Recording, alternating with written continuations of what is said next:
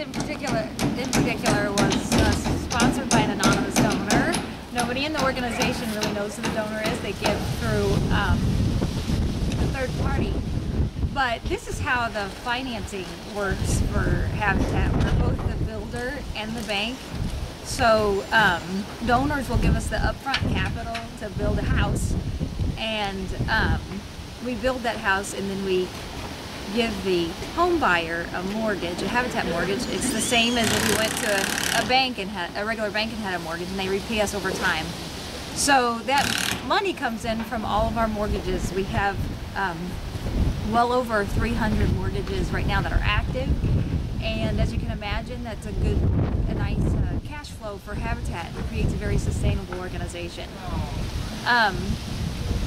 In a mature Habitat affiliate, what typically happens is that the revenue from those mortgage payments help support the administrative costs. So to pay me, the executive director, and the other staff, to pay the rent on the building, to put gas in the trucks and so forth, that's where the money comes from to do that. Now, a unit like this, from site acquisition to site prep to putting the last doorknob in, costs Habitat about $80,000 a unit. And I'm standing in Steve's way. Yep. Costs about $80,000 a unit, and for a long time, Habitat's been able to not only support the administrative costs of the organization, but through other general contributions and grant funds and so forth. Over the last several years, we've had a surplus, and we've been able to come alongside an anonymous donor, which is an individual that has given the organization $55,000. We can support the other $25,000 from surplus.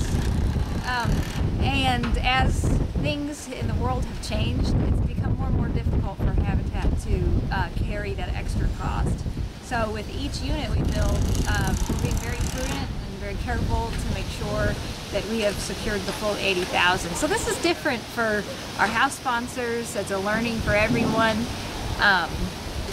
and a change in the organization, but we're trying to, with contributions from individuals and house sponsors, to come up with the full 80 before we start construction. And I think that's the best way for Habitat to do business.